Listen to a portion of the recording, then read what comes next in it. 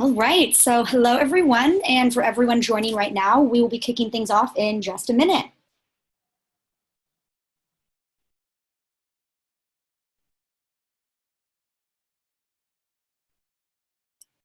Great to have you all here today. We'll be kicking things off here real soon, so hang tight.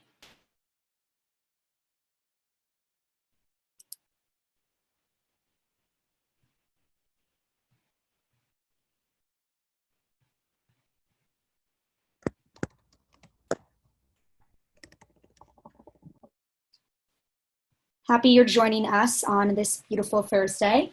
We'll be starting in just 1 second.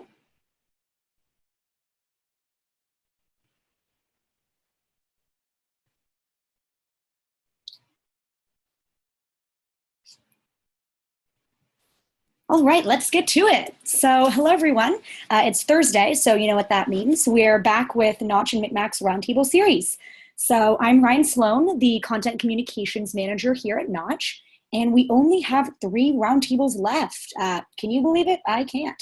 So without further ado, I'd like to welcome you to the May 7th edition of our Roundtable series on navigating COVID-19. So as always, this roundtable is gathering us together for just an open and honest conversation where we can all learn from each other and grow together.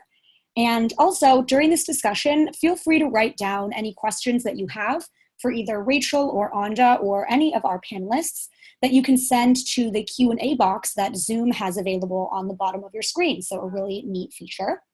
And now I'd like to introduce our hosts, Anda Gansca and Rachel Tipograph, as they lead us through this discussion with brands like IBM, Slack, Nestle USA, Akami Technologies, Zillow Group, and more. Our first host is Anda Gansca, who is the co-founder and CEO of Knotch, a content intelligence platform enabling companies like Amazon, Facebook, Walmart, Bank of America, Salesforce, and others to plan for breakthrough content, as well as measure and optimize it across channels. She's a regular thought leadership contributor to the trade media and industry at large, and Anda has been named to both Forbes and Inc.'s annual 30 Under 30 lists, Adweek's Young Influential list, Campaign's Female Frontiers list, and Adweek's Top 100 Creatives, to name a few. And we also have today Rachel Tipograph. She is the founder and CEO of MikMak, an enterprise marketing e-commerce platform helping brands better understand consumers by connecting digital investments to online retailer insights.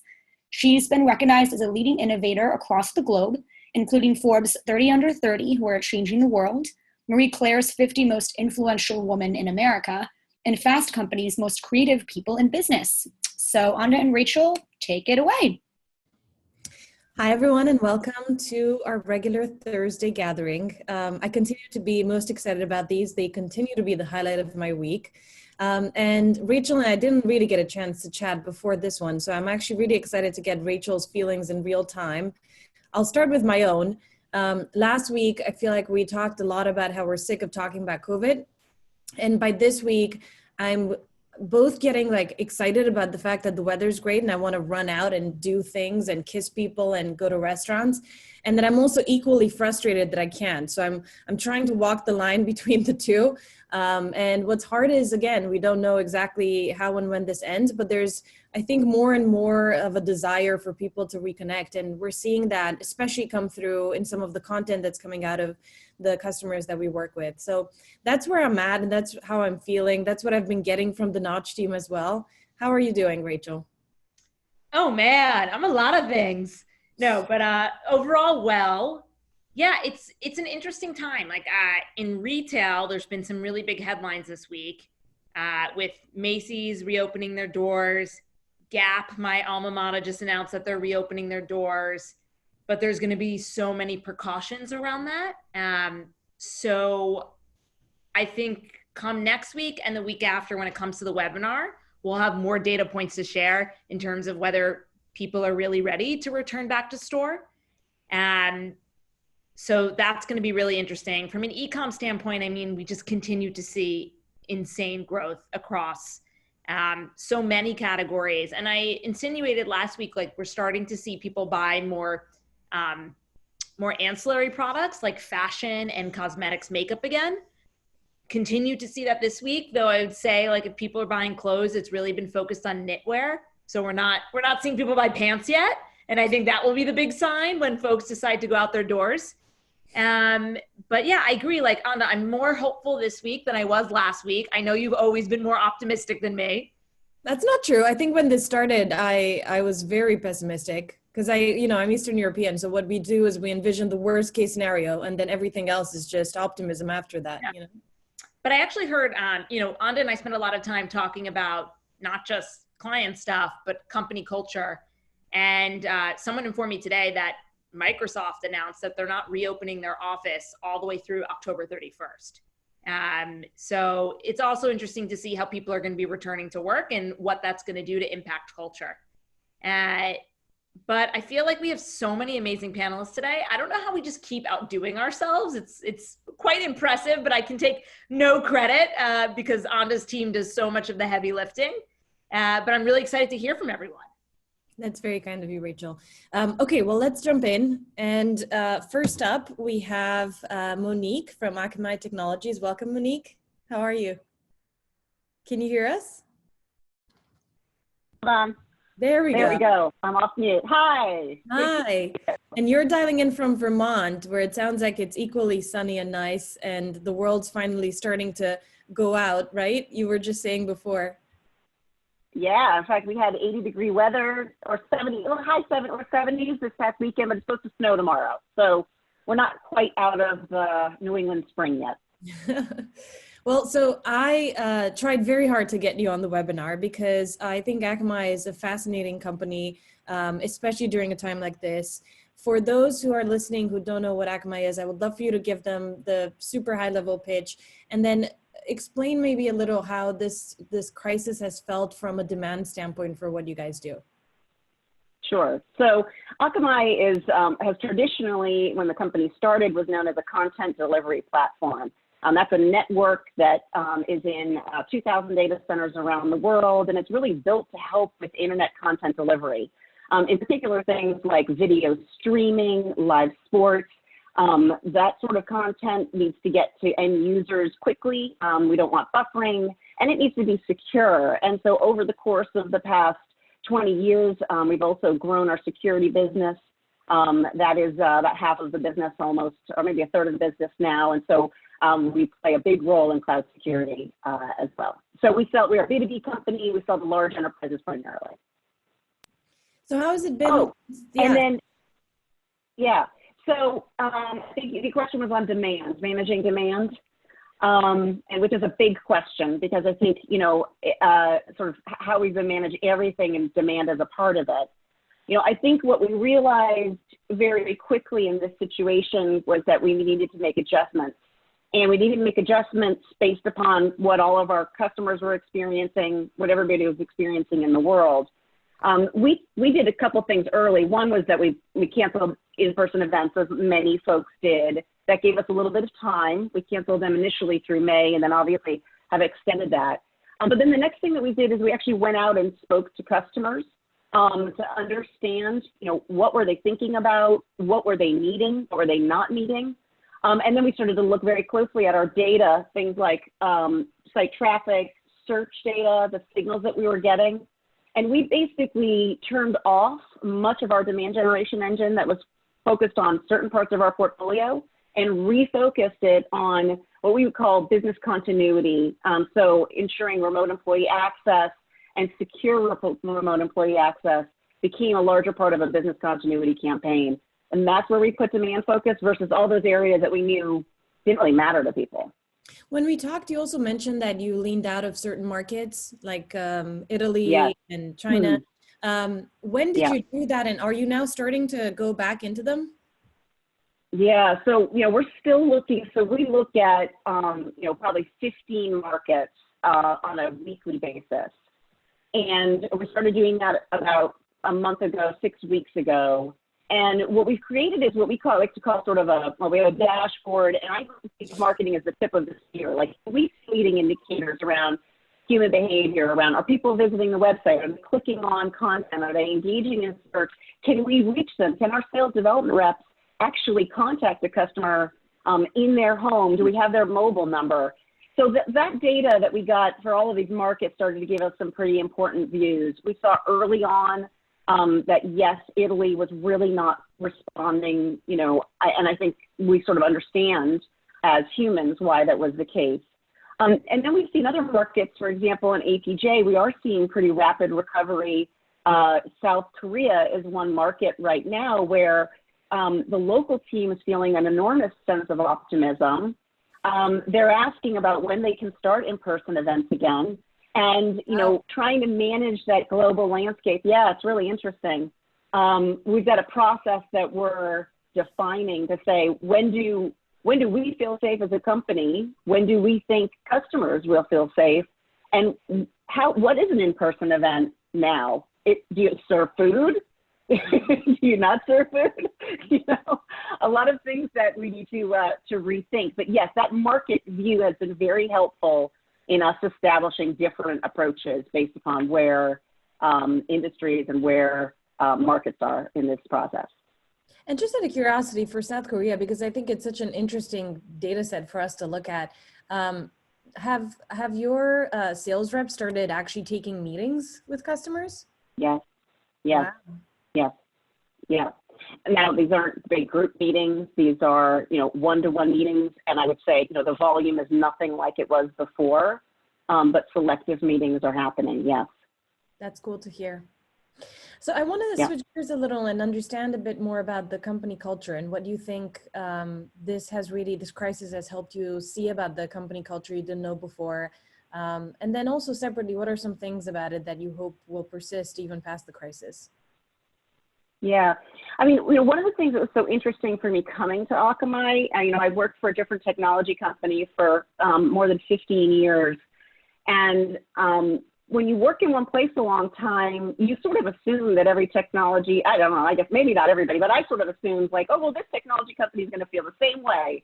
And it doesn't. It's a very different and unique culture. It is extremely people oriented. That comes from the top. Our CEO sets the tone, and he cares deeply and personally, even outside of COVID, about open thinking, about diversity, about really honest communications. So that existed beforehand, and I think what we've seen and what our employees are experiencing is that level of compassion just amplified. And it manifests itself in a lot of ways, you know, some that you would expect, like really quickly out of the gate, moving to a work at home policy.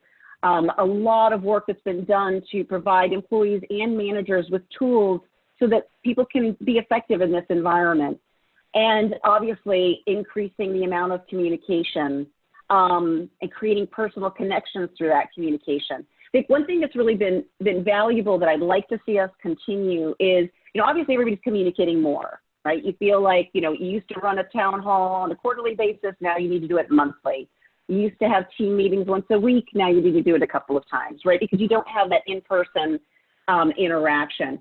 But the thing that I think is most valuable right now are the personal connections that are being created in this environment, whether it's because you get a view into people's homes, your cat walks across your screen, all of a sudden everybody knows the name of your cat. We're creating team chat environments that didn't exist before. So teams are collaborating and talking and, you know, even engaging on the weekends and things that have nothing to do with work, but engaging at a personal level that are creating connections that wouldn't have existed before. And I hope that those elements of engagement really continue going forward. That makes sense. Thank you for that. I see a question here around how are brands creating content in this environment? And I'm curious to hear, and I'll kind of tell you a quick anecdote, and I'm curious to hear how it is inside of Akamai. We've seen that for a lot of our customers, these content teams that we work with have become like the first responders in a way on the marketing side, because they're the ones who have to explain a really complicated and strange phenomenon to employees, to investors, to customers as well. So is there a team or a set of people inside of Akamai that have become, you know, the single most important people during this time? And if so, who is it? Yeah, well, I mean, we are, I think of marketing as an engine, right? And you could say that content and campaigns are sort of at the heart of the engine, but the engine doesn't work if all the pieces aren't working together. So I'm not sure I'd say most important team. I would say one of the busiest teams for sure, because what we've had to do is, obviously create some new content, especially in these areas where we weren't really framing or communicating our offerings in ways around business continuity, but also going back and looking at all of our prior content to say, how does this land now? Is this tonally right? Is this resonating? So there's been an enormous amount of rework that's had to happen.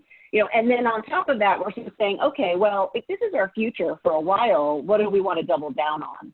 And how do we create great new content that, I think people care about video now more than they do, video, stackable video than other things. And so that team is really responsible for designing what that future roadmap is going to be as well. Virtual events content, that's a whole other fun piece. Well, thank you so much. Please stay on because we're going to do a couple of Q&As soon. And for the audience, I know we forgot to mention this, but there's a Q&A functionality where you can submit your questions. Please feel free to pile them on, and we're going to start taking them in the next 20 to 30 minutes. Okay, so Rachel, I know we're doing another poll today. And I think we were supposed to go out at the beginning, but I guess we could just do it now and then see what comes back with the data. So let's see it. Let's see it. Knotch team, are you ready to do it? I feel like they're probably all like, oh my God, you should have told us. Where's this poll button? There we go. Thank you. As a consumer, what types of content would you like to see from brands in the next month? You can select more than one option. So what type of content do you want coming out from a brand over the next 4 weeks?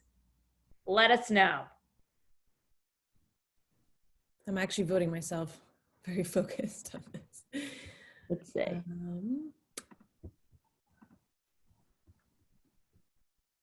How come e-commerce isn't on here? Ooh, guys, give me some love. You can pick it up with the team afterwards. Love. Okay, so we're going to see the results of that shortly. But meanwhile, I want to move on to our second guest. Amy, welcome. Can you hear us? Hello, yes, how are you? Good. So I actually found out that you used to be at Campbell's before you joined Zillow. So I think it's going to be fun to have Campbell's on shortly as well. Yeah. So Amy, you're the CMO at Zillow. You had the most fascinating stats and data when we caught up before the webinar. I would love to just start by hearing from you a couple of those stats. What have you seen happen to the real estate industry? Is it completely dead? Or is it actually kicking into gear? Is it more on the rental side or the purchase side? Curious what you can tell us. Sure. I think a lot of people are making, going back to the Great Recession and saying, oh my God, are we going in that direction? We're not really going in that direction because that was a housing developed kind of recession. We do think home sales will likely see about a 60% drop and prices may fall 2 to 3%. But we are also seeing that the fundamentals of the market are going to fuel the recovery. So it's been interesting because everybody's like, the market has stopped. There's still people buying and selling homes. Like, there's still people that want to move. Just now, the whole thing is fascinating to me is the way in which people are moving. We see over and over again, and we're hearing people want to get out of the city and they want to get in the suburbs. How are they doing it? Through virtual tours, through 3D tours, through other types of things like that. How do I get a mortgage? How do I get out of it? People are all in different places right now. You probably all know somebody who is either been furloughed or affected negatively. You probably know people that weren't affected at all. You probably know people that are stuck in apartments in Manhattan trying to get out. You may be one of them. You maybe have been able to have the luck to have a second home somewhere else that you were able to escape to. So everybody is in a different place. So what we're trying to do is figure out where are people And how do we help them understand where they are in this whole process? If they're moving, if they're dreaming, if they're stuck, if they're like, I can't get a mortgage, what does that look like? And how do we help them? So I don't think definitely not stopped. It's definitely slowed down. And I think people need help. So how do we help them? Yeah, so when we were talking about marketing and whether companies should invest in marketing during a time like this, you said something that I thought was funny, which is you said marketing is often thought of as a bad word.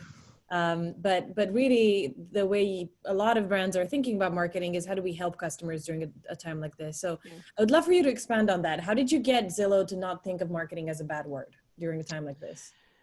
Sure. So a couple different ways. So I'm trying to and have been expanding marketing to mean more about customer experiences, and not in a fluffy way, but in actually where are the friction points, where are the customers, and really all marketing is communicating to somebody something effectively such that it helps to get them from point A to point B.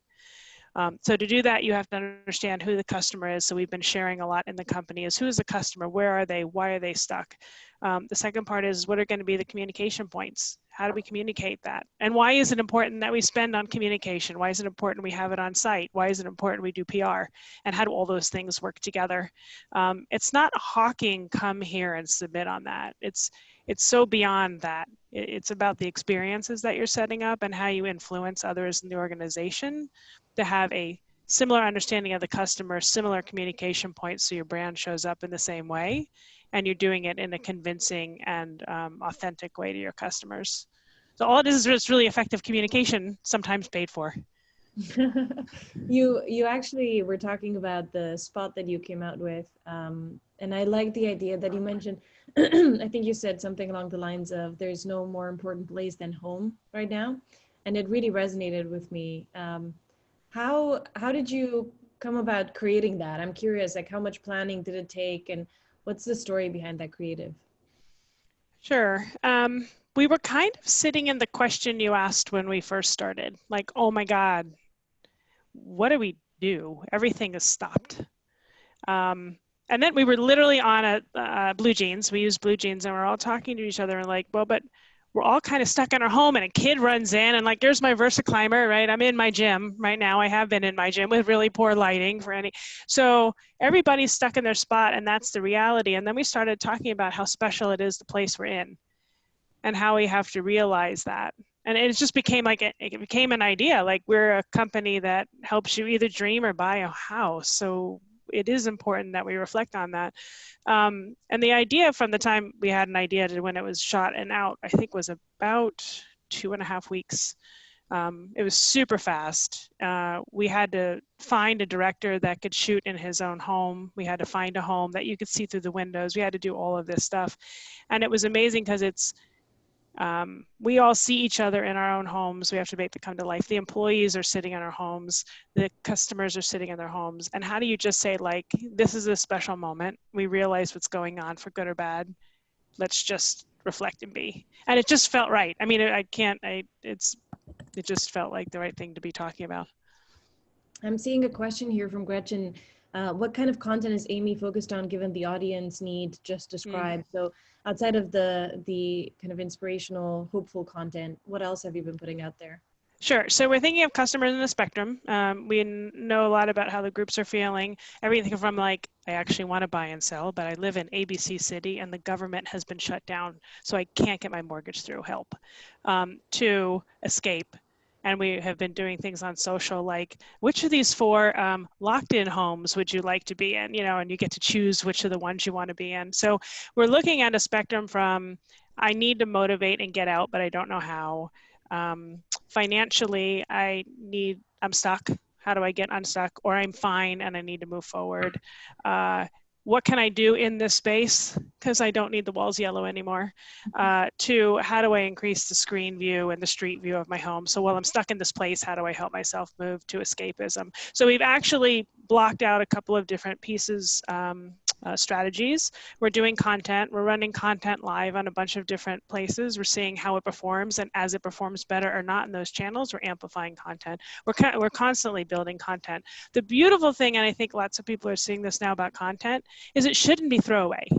Like, if you're really relevant to where the customer is, I can always use why a credit rating of 500 is not going to get you a mortgage. There's always going to be people that need to know that. This time, I guess the silver lining on this time is we're actually are building a lot of content now that we wouldn't have spent time doing in the past. And we're learning a lot about the customers that are accessing it to help us actually build more of an understanding on the customers and connection to the content. I love that. Every time I hear the word content come out of a CMO's mouth, I'm like, yes, content. Are you changing the way you're investing across channels? There's another question from Gretchen that you just asked. Oh, yeah, we are. We're trying to bounce. It's been great because Rich, the CEO, has been very open with investors and employees on like, here's our P&L. And we're trying to remain such that we have enough cash so that we are respectful for the employees and we can keep our employees employed, and we also has to run our business. So what does that look like?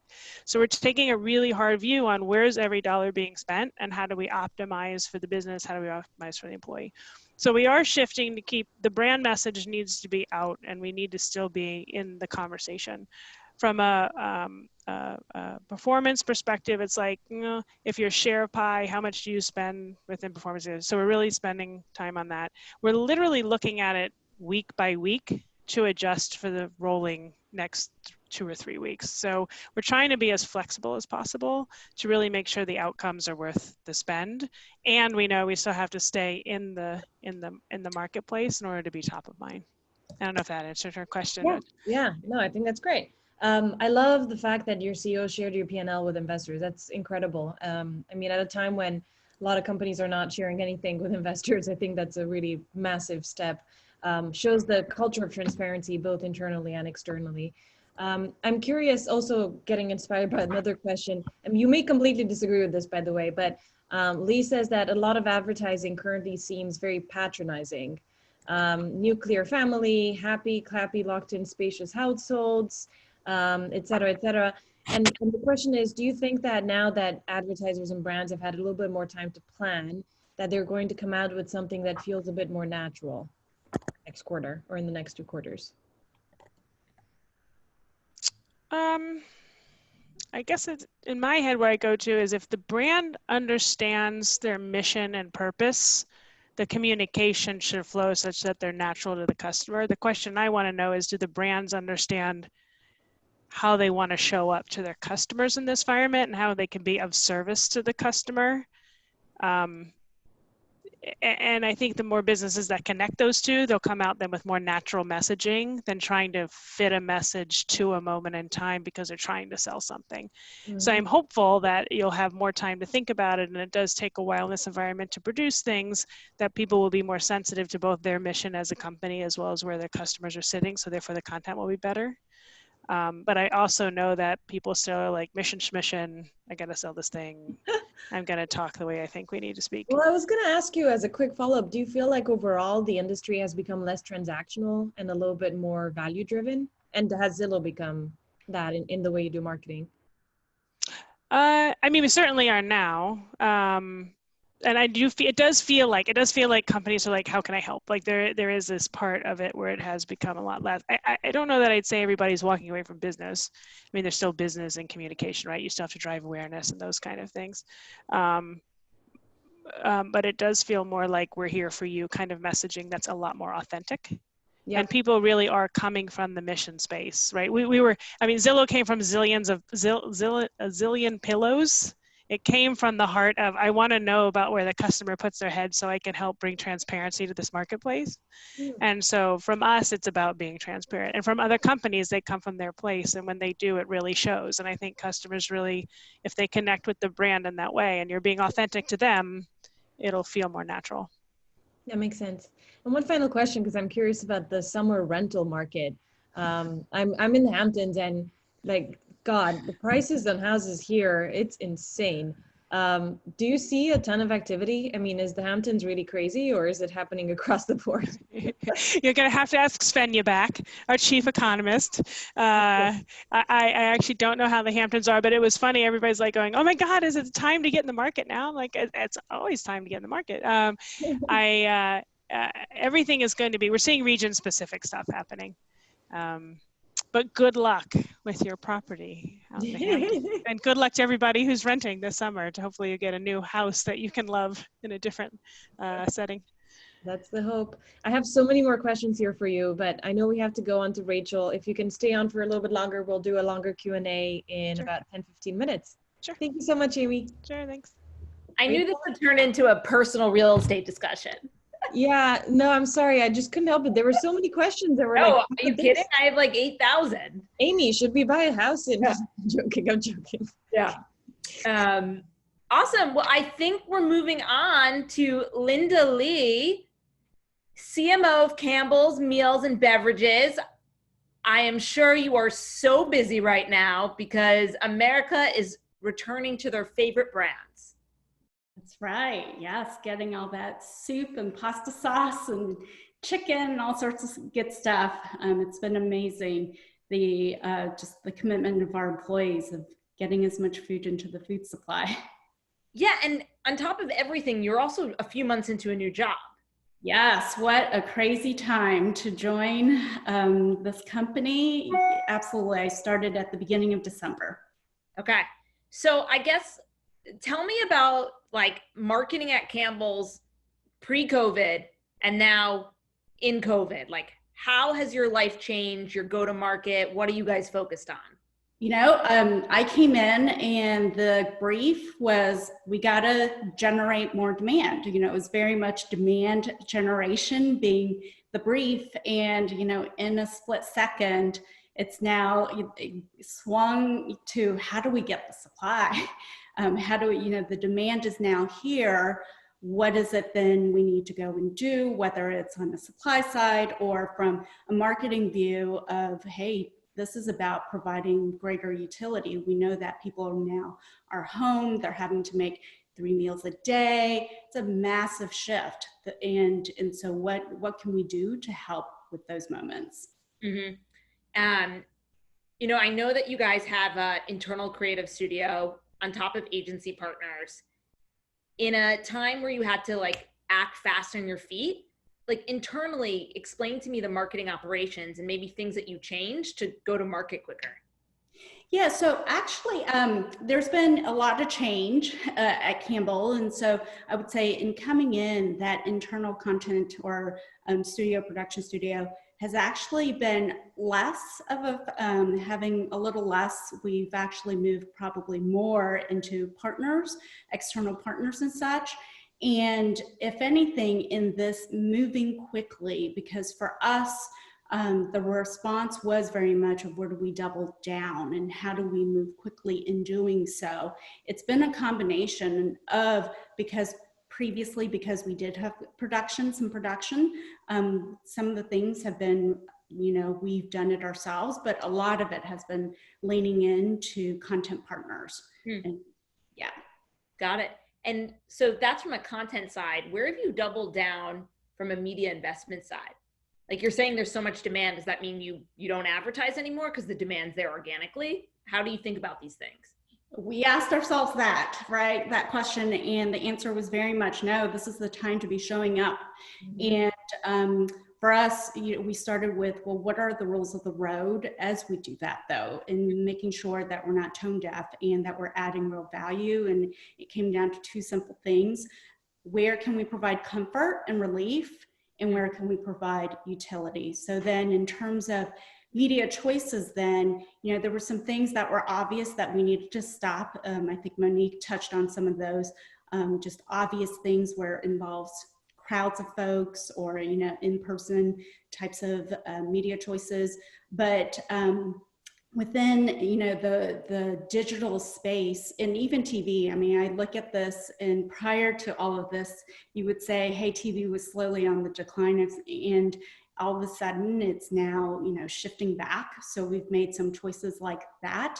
And for us, when it comes to utility, that really is related to recipes and ideas. So how do we do that? There's the obvious things related to it, but then there are some fun things that we've started that we just weren't planning to do, such as the virtual parties.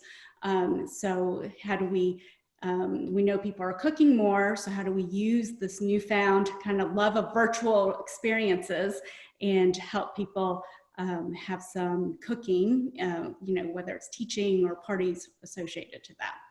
I love that.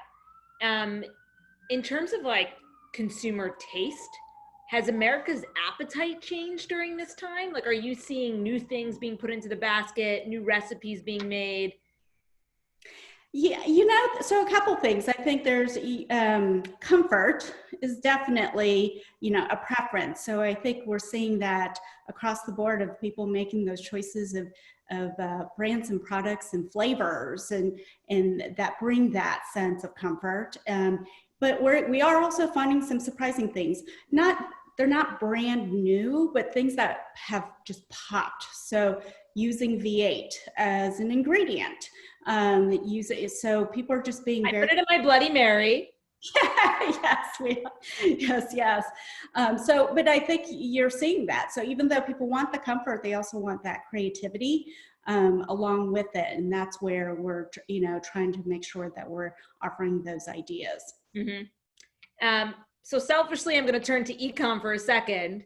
So your category has experienced, you know, crazy demand within e-commerce. And I'll give industry stats, right? Pre-COVID, you know, a behemoth food brand might have said that 3% of their overall revenue came from e-com. All of a sudden, the week of March 9th happens, it shifts, and now it's like 33% of revenue. Internally, what did that do from how you guys operate, how you're servicing like your e-com channels versus brick and mortar? And I'll stop there before I ask my follow-up question. Yeah, I would say from where I'm sitting, it's very much in recognition that the e-com adoption has probably been accelerated by 5 years. And so from where I am, it's we need to accelerate our own plans now by 5 years because it is a bit of more in that planning mode of what does this mean now? Whether it's our investments, our various partners and relationships, our own products, you know, what innovation, changes we need to be doing. So in capabilities, infrastructure, ways of working, that's been the space that we've been now really doubling down in and talking about actively of, hey, something has massively changed and we don't see that turning back. So how do we speed up to catch up on this change? And from like a skills standpoint, an investment standpoint, what are some of those changes that you might be thinking about right now? The easy answer is we got to increase those, but how do we do that? And how do we, that's all the work that's happening now of understanding what tomorrow looks like and what does it mean for us, metrics wise, partnerships, etc. So people always ask me this question and I want to hear your take. So, you know, consumer demand accelerated by 5 years. Obviously, we're in a pandemic. When the world normalizes, do you think it will stay there? Will it retract? Like, what are you guys forecasting in terms of consumer behavior? Like, a third of America still be buying their groceries online, or will it be different? I mean, none of us know the exact numbers, and, you know, I'm not going to be able to share kind of our internal numbers, of course, but in terms of the principles of that, yeah, it's not going to go backwards, right? Once you've learned that it's okay for someone else to touch my groceries, to pick my produce, and actually it's a benefit, it's one less thing to have to do, I think that is going to continue. And, but, you know, I think there's no question, what is the new normal? There is still an experiential aspect to shopping as well. So I'm sure there will be innovation in what that's going to look like. What does experiential look like virtually or physically?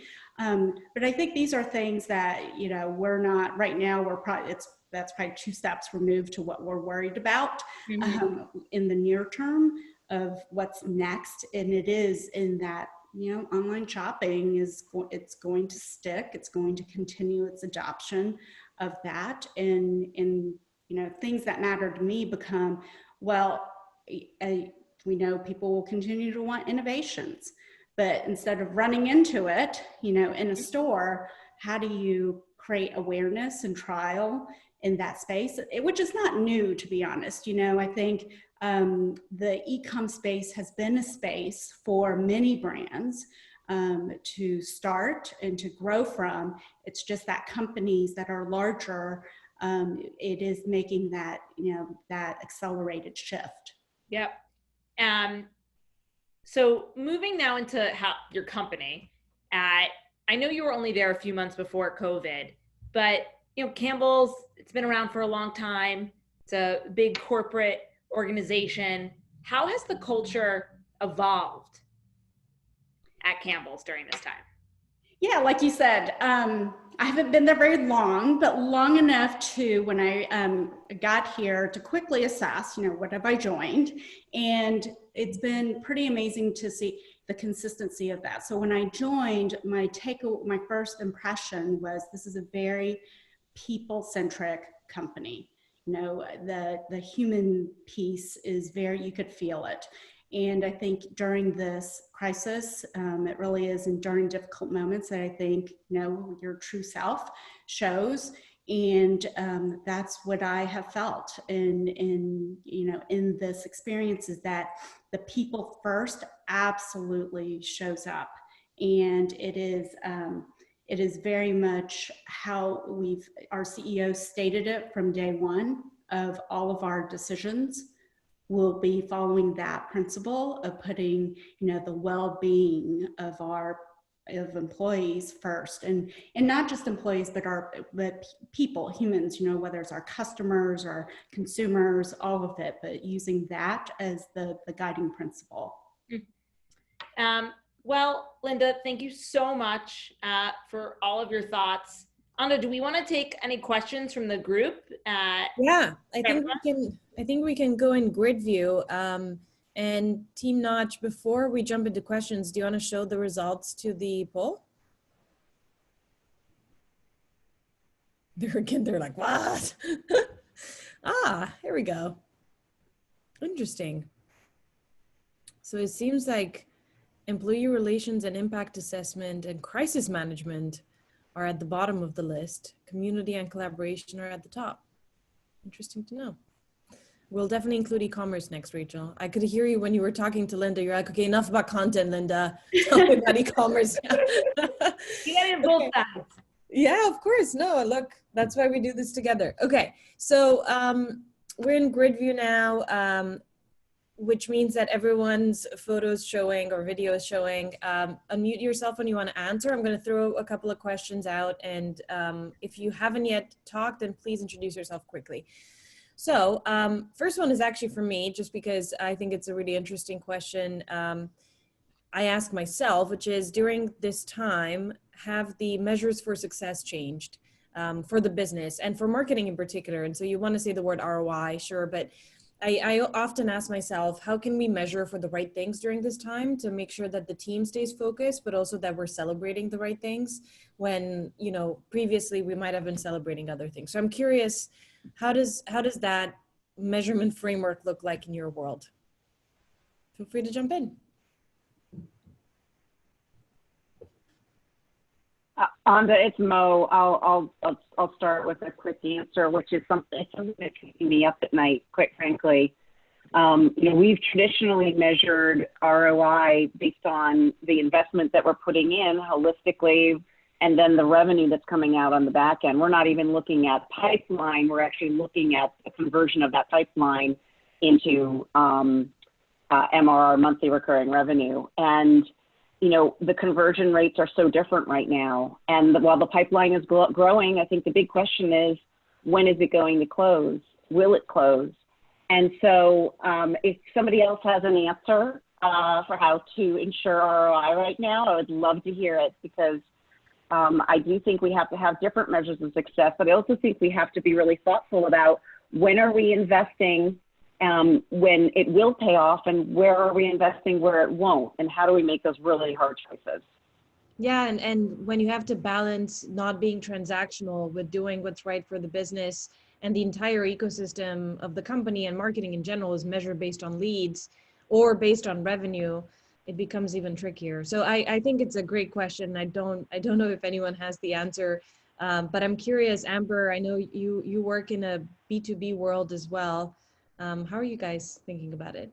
Yeah, you have to think about it. We're thinking about it from there's a leading and trailing indicators idea. And one of the things that, I'll talk to you about is how we've rewritten every piece of content that's out there.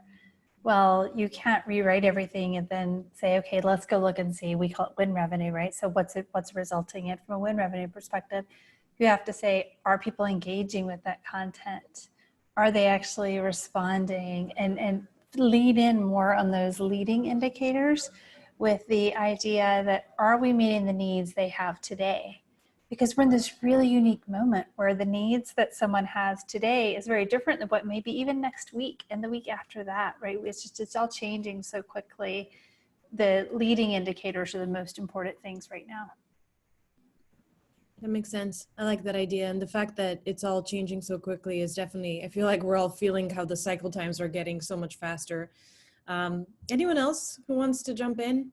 I'm curious also from the consumer brand side, if before the crisis you were measuring your success in just offline sales, similarly, or online sales, similarly to the B2B tech brands that we have on the call, and if that's shifted to brand, or if it's kind of stayed constant throughout the crisis. I'm not getting anyone to jump in. Brand, I feel like I need to answer, but our situation has been a bit, different in the sense that all of our success metrics are obviously, they're still relevant in the sense that we're still using them. And if anything, our metrics are actually related probably more to supply and well-being, and, more of those types of metrics have been the focus. Makes sense. Amy, did you want to share something? Or you were just taking pity on me? I was helping out. The silence couldn't be elongated. No. No, to answer yes, and is the brand is being looked at a little bit more like this is important right now. So I don't want to say there's a metric necessarily against it, but there, when people are coming to your site because they're looking for something because they need escapism or to buy something or what have you, wherever you are, that happens, and you'll have a transaction nature of showing up. It's this overlay of who are we at this moment and how are we there to help that is been elevated a little bit more, I would say. And then the content itself is now not throwaway because there are now hundreds of thousands of people. It's important to show something to. When you have 185 million unique users coming to your site, 50,000 views is like, that's nothing. But when you break down into where people are sitting and you get 50,000 views on something, all of a sudden it becomes important because that's a large sub-segment that is looking for somebody. So I would say that the bigness of the brand and the quote unquote smallness of the niche content has been elevated a bit more. I like that. Rachel, do you want to throw a question out? I like this question that someone posed because I'm seeing it happen underground in different ways. But how do marketers come together across diverse industries right now to make a collective impact? Like if we took everyone's media dollars right now here in just this webinar, I mean, that could be a really massive TV campaign to get across some message. So I'm curious if you guys are doing things behind the scenes that maybe we're not even aware about in terms of collaborating with other companies for the greater good.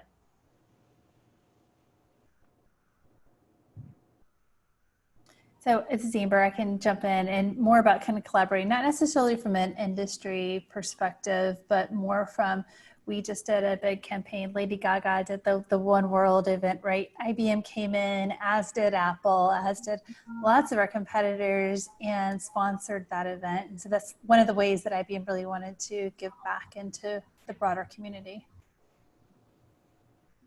That's awesome. Makes sense. I'm actually curious, you know, we've talked so much about virtual events and live events, and I feel like it's one of the topics that and questions that gets thrown at marketers all the time. But I'm curious, given how important these events are, I'm assuming they're important for the real estate space. I know they're important for B2B tech. How are you dealing with that? I mean, do you think there's a world? It sounds from Monique, it sounds like there's a world in which we start going back. It sounds like the colleagues in South Korea are asking for it. You know, we had all sorts of assumptions on previous calls saying that we're probably never going back to, you know, Orlando, Florida for the ANAs or whatever kind of big conference, CES, et cetera. How are you thinking about those events coming up now? Do you think it's coming back or not? They're coming back or not? I can jump in. I haven't spoken. Please. Hi, everyone. I'm Orchid Bertelson. I lead digital innovation for Nestle USA. So across a portfolio of about 40 brands. I'll put a plug in for Hot Pockets. Please go buy some Hot Pockets. So, you know, when it comes to experiences, and we're talking about that a lot, right? Because historically, when you're planning a physical experience, and I was on the agency side for a period of time, the question that always came up was, how do you scale this? Like, great, it's fun that you're doing an activation in Times Square, but what happens when, you know, you want to take this experience and replicate it? For us, you know, because we have national distribution on our portfolio, we need to make sure that we can extend that experience to everyone, right? And so this was a conversation we were having pre-COVID, but obviously, and I think it's been said before, you know, we are just consolidating, you know, years of transformation within a matter of weeks and a matter of months. So it is really interesting during this time to see how people are connecting. You know, when we, like, how many activities, and I'll actually use meetings as a good example, how many meetings, in-person meetings, did we really have to have, right?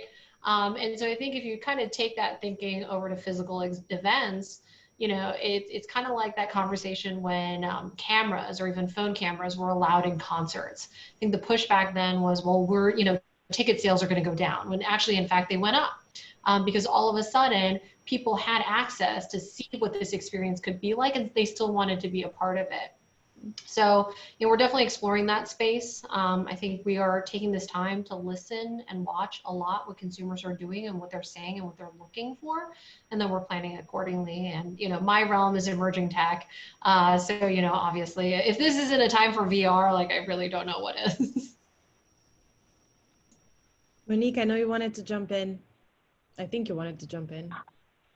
Well, sure. I mean, I think, you know, I wish I had a crystal ball, because I start booking some of the best spaces that probably have a lot of cancellations, but we don't. You know, and I think that for B2B, I think there's two competing factors that are going to put a limit on in-person events for a while. I think one is personal choice, right? I mean, people are not going to necessarily feel safe going to large events. I think much more likely that we'll see smaller roundtable, local type of events first.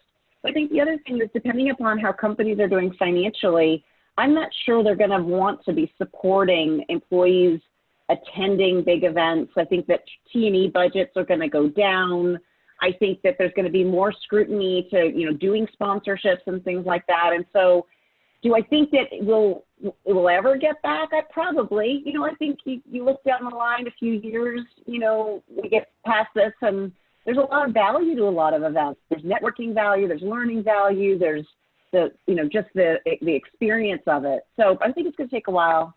And I also think that we're going to learn so much at doing virtual events well, and how to pay attention, how to be good audiences, that I think the days of like this bog standard webinar that you just sort of sit there and somebody drones on, those days are over. And I think virtual events have a lot to offer. So I agree. We'll see. I obviously agree. Also, I just read a comment or a question that this is an all-female CMO webinar today. I was going to give that call too. Guys, I took a screenshot, totally posting on LinkedIn. We didn't even actively discriminate against men.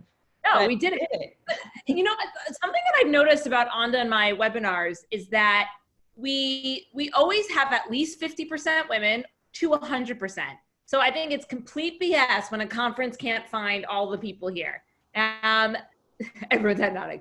Anyway, Anda, I want to keep us on track. I think we should move to our next speaker. Yes, let's do it. Amber, you're up next. Great. Welcome back. Thank you. The audience already knows you. So Amber, you are at IBM. Tell us a little bit about what you do and the division that you represent. Yeah, I am the CMO of AI applications and blockchain. So think of it as we have a series of solutions where artificial intelligence is already infused in those solutions. And then I'm also responsible for the blockchain business, which is how we get trust and transparency in data.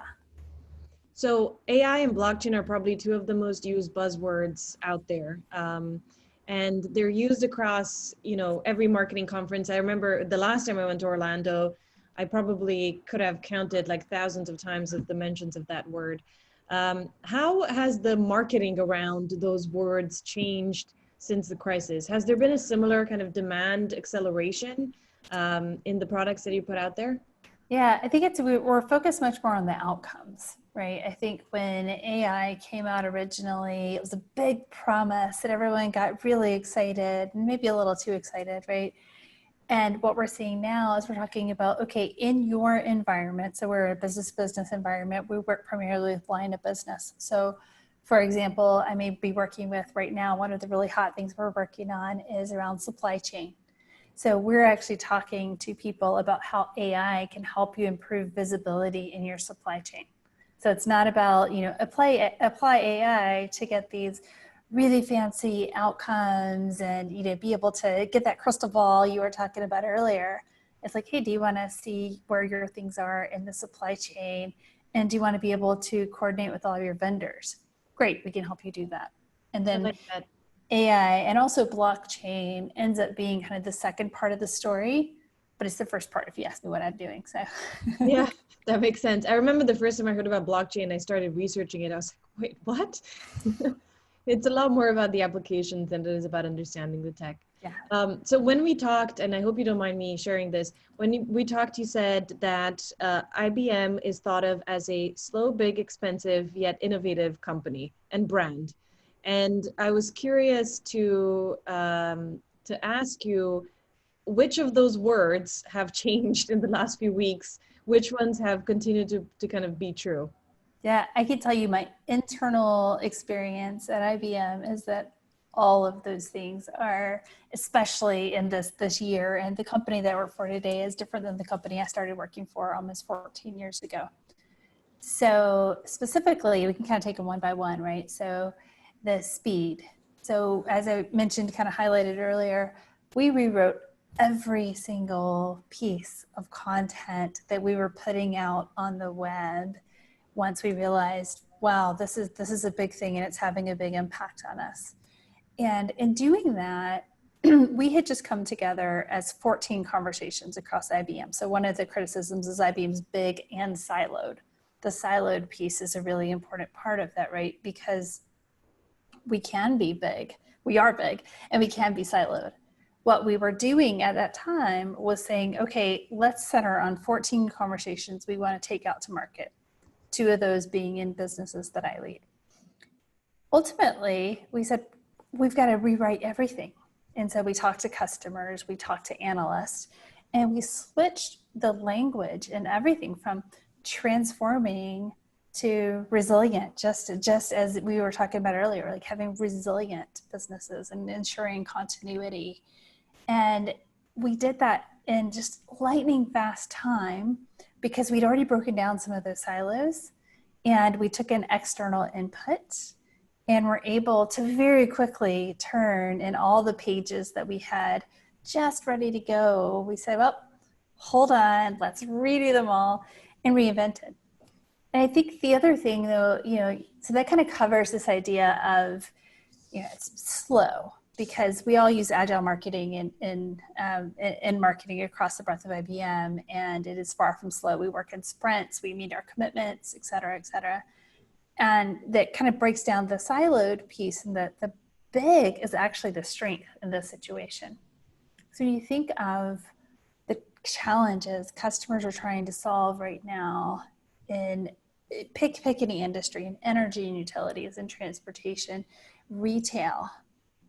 They don't go to the niche players who have kind of a one-off solution. They want to go and figure out, okay, how can I do this right now for my industry. And then IBM brings that depth of industry experience. So it's just been really great for me to be able to kind of step back and see the things that can be viewed negatively are actually in this environment real strengths. Interesting. Yeah, I would agree with everything you said, including the perception of IBM. But I also know the team there, especially Michelle, who you work with closely, is one of the, those like techie, data-driven marketers who just love everything agile. So I think it's a matter of time until the world comes to understand that about IBM as well. I wanted to ask you, what have been your new cycle times? Like, how long did it used to take for you to make creative decisions? How long does it take you now to make, and not just creative, but media as well? Yeah, it really depends, right? So if we kind of work at this offering experience level and the conversation experience level. So conversations, think of them as going across the breadth of IBM. IBM is essentially many different companies, right? And so the conversations carry those conversations across. And then the offerings are more aligned to specific business units. And it's kind of when you get down to the point in the buying cycle where you want to buy something. You don't buy the cross IBM story. Ultimately, you land in a solution like for supply chain. You would buy something from Sterling, that sort of a thing. When we are developing content at the cross level, because we've driven so much connection, it's actually gotten to be really fast, right? And we're able to really make those edits very quickly. On the side of the offerings, sometimes that can be a little bit more slow because it just takes a while to make sure you've got all the technical details. Developing out demos and those sort of things obviously just takes a bit more time than if you're building a thought leadership piece that really speaks to a broad C-level audience. That makes sense. Well, thank you so much, Amber. I really appreciate it. Please stay on as we're going to ask some more questions. We have a bunch coming in. And meanwhile, I will move on to Julie from Slack. Welcome, Julie. Thank you for having me. I'm good. How are you? And I apparently need to give a hello to my cousin Jenna, who is on this and has sent me a screenshot. So hi, Jenna, and her friends from Cal, a bunch of student athletes on. And I just want to say to them, go Stanford. Yes, go Stanford. Wait, are you a Stanford grad? I am, yes. Oh, apparently there's a bunch of Cal kids on, yes. Oh, probably long before you. Yeah. Anyway, thank you for having me. And I'm really excited to be a part of this amazing group of women. Yeah, exactly. Well, Julie, I'm so excited to share Slack's story over the last few weeks with the world. We can only imagine how crazy it's been to be inside of Slack during this time. I feel like I'm expecting you to say only positive things and how demand's been going through the roof, but I'm sure that doing the role that you do there, there's also been some challenging moments as well. So without further ado, maybe fill us in a little bit on how it started, when it started, what was your initial mindset, how fast it's been changing, and then I'll jump in with some questions. Sure. I think when I posted about this on LinkedIn, I said, come hear about, the last decade of marketing, AKA the last 10 weeks. It's been a really interesting journey. So this all started for us in February, as it did for most people as you started to hear things. And, we had to go through sort of different levels of planning based on what was going on in the world. And I always say I had to think about, our employees, obviously, very much first and what we were going to do to take care of them and make the right decisions responsibly. And then we had to think what it meant for our customers, which is where that sort of bled together. We had some events coming up we were doing with customers. We had some obligations, and the leadership team had to really come together. We started talking about this in the middle of February. It started with, should we restrict international travel? And of course, everything accelerated very quickly to us spinning our sales kickoff to being completely virtual, spinning all of our in-person events to being virtual, and working with the third-party events we were participating in being virtual. So that was sort of the first thing to go. The things that had real physical requirements, we had to make those decisions fast, even as we were making decisions about things like shutting our offices and doing remote work, and what we were going to do for people during that time and what we were going to say. One of the things that really struck me is I felt like I suddenly had two families. I obviously had to take care of my family that I'm related to and live with, but I also had to take care of this group of people that were looking to us with no experience living through a pandemic ourselves to help kind of guide the employees. And, they aren't looking for us for all the answers, but we have to make decisions that pertain to their lives. And we take that very, very seriously. So navigating that, working on the communications for that. I think we're very fortunate. I'm fortunate to work in technology. I'm fortunate to work in the Bay Area. Tech companies were sort of ahead of this. We shut down March 5th. I think we were, when we weren't even the first of the tech companies to shut down. We had shut down in Japan a little bit earlier. And in retrospect, so grateful we made that call. Leading up to it, it felt like the craziest thing in the world to do. And now, obviously, it looks great. We immediately had to start thinking, as I said, about our customers. So in addition to the short term about the physical commitments we had made to go meet with them and run events with them and host them, they were coming to us immediately with oh my gosh, we were supposed to roll this out over 6 months. How about 6 days? And we saw, just inbound interest at every stage of the funnel, from existing customers wanted to deepen their usage and get tips on how to work better to, oh my gosh, we have to figure out how to start using Slack today because we're going to be remote as of Monday, which is, as a marketer, you dream of your demand turning on a dime. As a human being, you never dream of the world being in crisis or that being a part of that demand. So it was a very humbling experience for us. And we really thought about, first of all, what could we do? And second of all, how could we do it in a way that felt authentic to who we were and had us show up in a way that really felt helpful? And I feel like what was really fortunate, and I take very little credit for this because Slack, I've only been there a year, it's been around for 6. Slack has always had empathy as one of its core values, and this concept of being deeply human as a product, but it's also the way that we do our customer experience, customer support.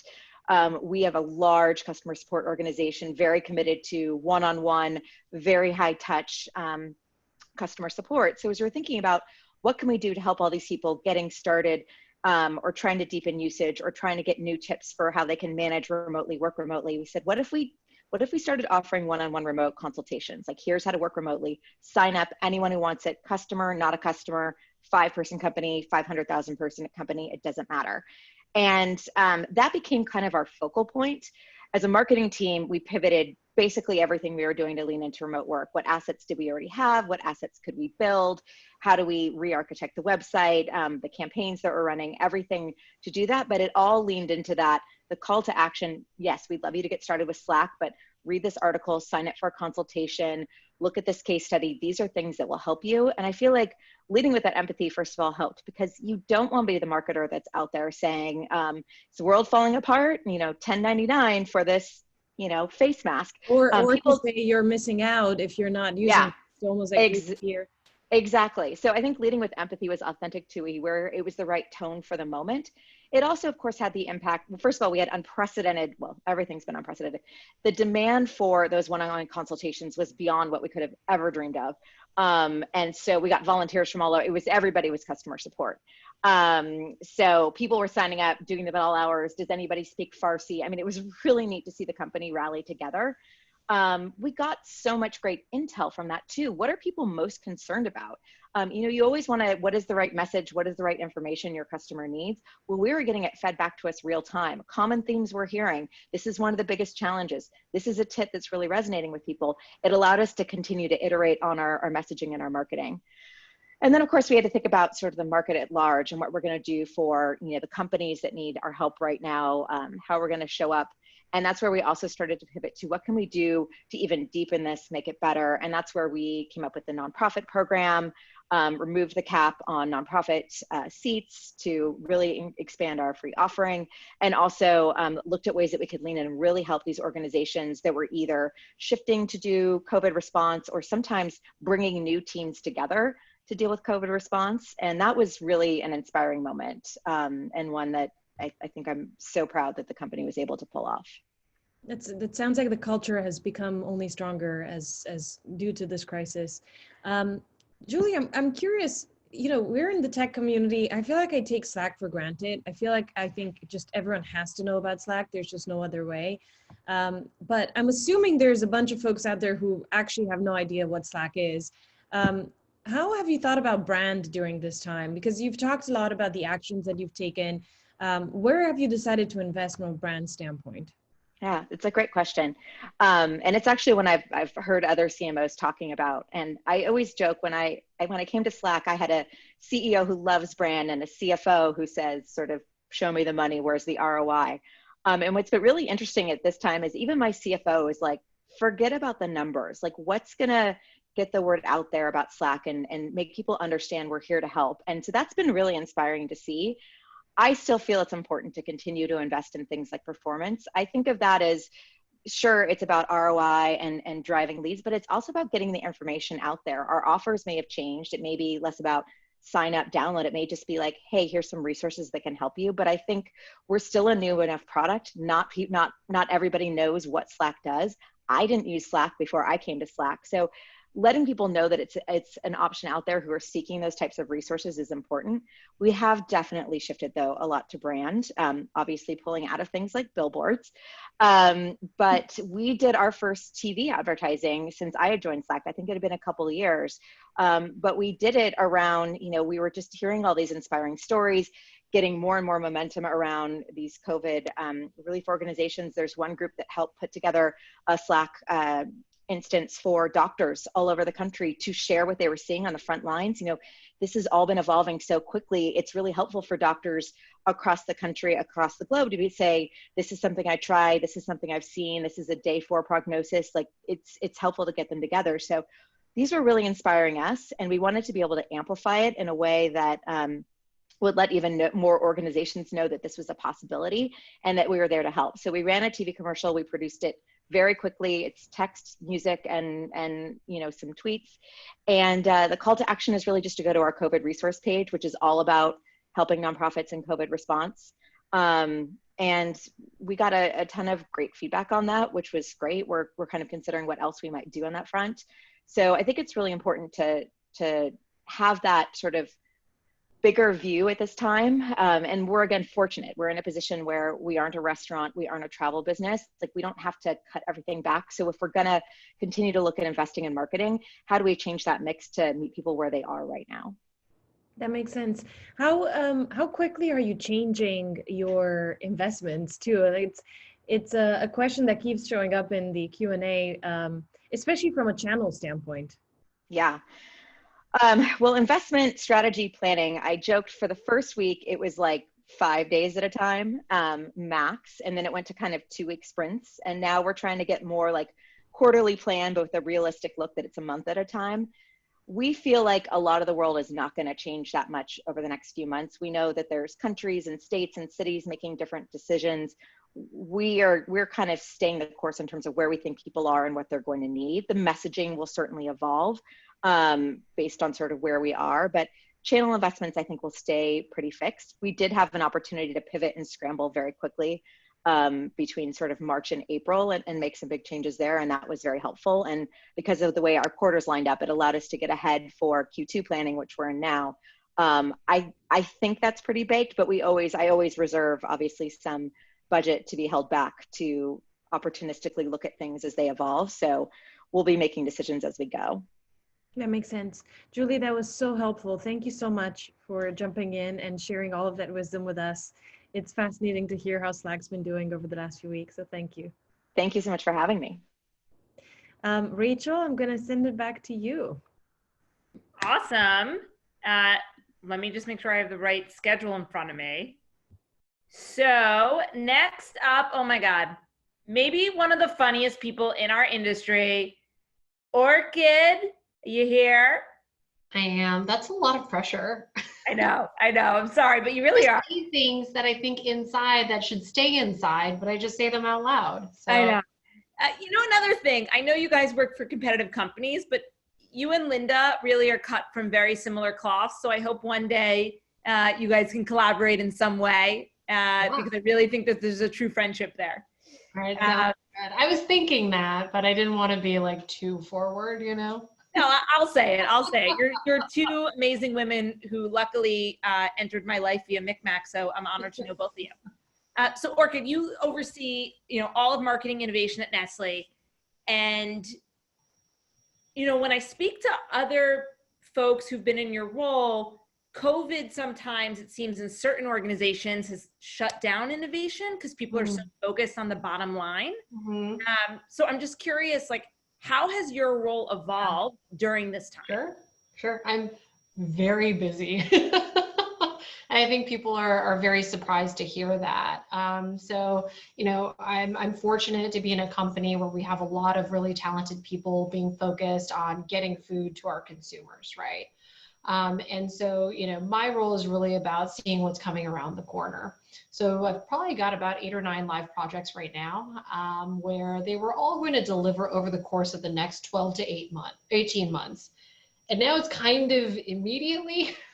And the reason behind that is because when it comes to innovation, you're really planning for a digital first future, right? I mean, there are different things that we're looking at, like, you know, grocery e-commerce on the rise. And that graph used to be like a steady graph up, and all of a sudden it's a spike. Now you're seeing it come down a little bit. And I don't necessarily, I think nobody has a crystal ball, right? But I do think that this extreme swing into a digital only future, like, will probably come down somewhere in the middle after things open up again, right? But what it is interesting is that, and I'll use a personal example, we're shelter in place in Michigan right now, where my in-laws live. I'm usually based in San Francisco, but we came out here before shelter in place because I've got a 3-year-old who's running around with a bucket on her head somewhere. And, you know, the thinking there was that, hey, like, let's at least be with family in case daycare closes down, right? And it ended up doing that.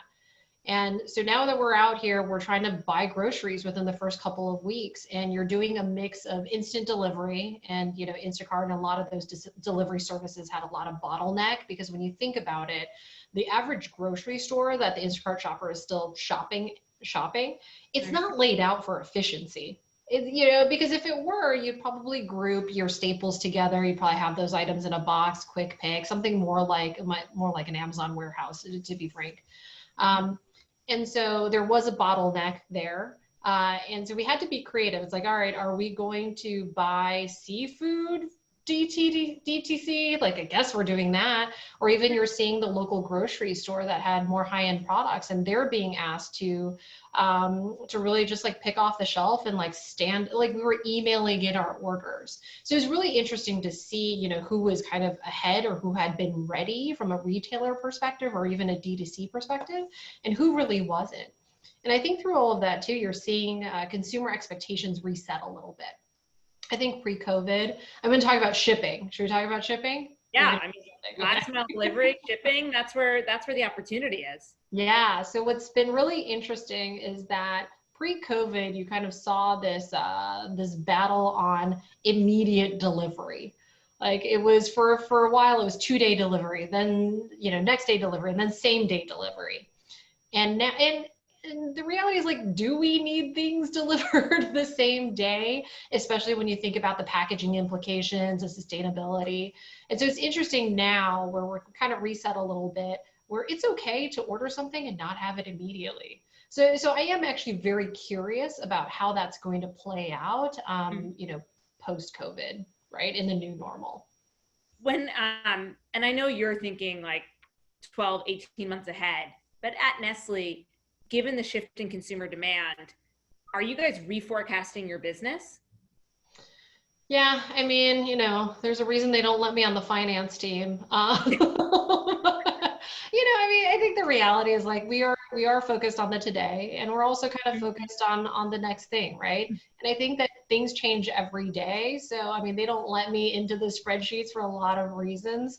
But at least for us, you know, it really is about how do you start to see what consumers are telling you that they're going to do, and how do you react on that? Mm-hmm. How do you plan for it? So that's been interesting. I think, like, through all of this, you're really seeing a lot of, one thing that kind of strikes me time and again is that there are a lot of memes pre-COVID where you see a bunch of people sitting at dinner and they're just staring at their phones, right? Like, I'm very guilty of doing that. My husband hates it.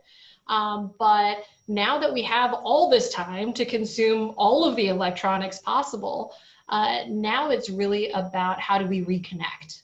How do we connect with our friends and family? My daughter I'm surprised you haven't gotten a FaceTime from my daughter yet. She's, just Where going is down my my contacts list.